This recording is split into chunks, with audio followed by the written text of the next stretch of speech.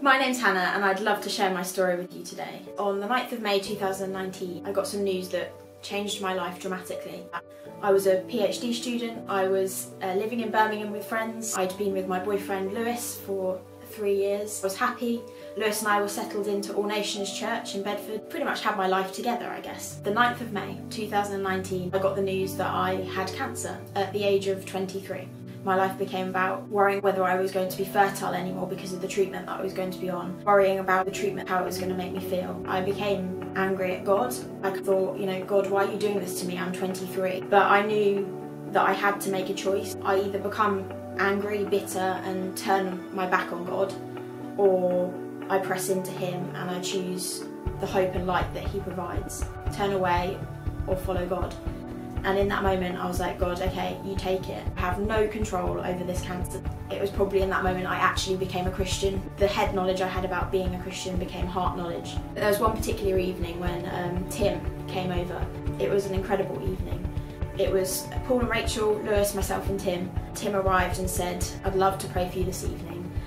How do you feel about being anointed in oil? So I thought, oh goodness me, what is this all about? Is he going to pour me in some olive oil or something? I had nothing else to go on, so I was like, okay, give me the oil. He anointed me with oil and began praying, and it was just the most incredible evening ever. I had the most tangible Holy Spirit encounter. It was very physical. I just felt myself kind of being crushed physically to the floor. Everything went black. And then as people continued to pray, I was thrust backwards and everything just went, bright, and it was almost like I was looking into heaven. All of us hoped after that moment that that was me being healed from cancer. But that was going to be part of my faith journey. Being baptised in the Holy Spirit and me accepting the Holy Spirit into my life was preparing me for what was ahead. From that evening onwards, I had an amazing sense of peace that carried me through my treatment. There were some really dark moments. I think it was round 4 of chemo. I lay in bed and I just cried and I said to Mum, I can't do this anymore. I feel so ill. I feel sick. Everything tastes disgusting. I feel tired. Everyone who finishes their chemotherapy treatment gets to ring the bell to signify that your treatment's over. I rang that bell and I just burst into tears.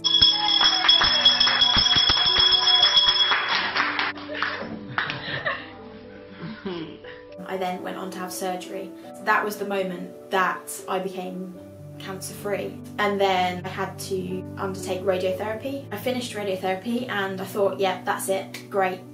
My life begins here. And then a global pandemic starts and I receive a letter telling me not to leave my house, don't open the windows, COVID's going to come for you. That sent me into a bit of a spin. I have to remind myself every day, who's in control, who I put my hope in. There are some days that's quite difficult. There's an ache or a pain that I feel, or a lump in the back of my neck, and I think the cancer's back again. I made a choice to hand my life over to God. That still holds. He's still got my life in His hands, and He knows where I'm going, and I don't know what the future will hold, but I know who holds the future.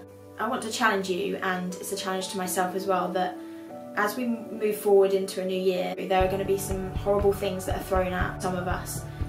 But whatever life throws at us, we are not defined by that. We can find our identity in God, and there is always hope even in the darkest of times.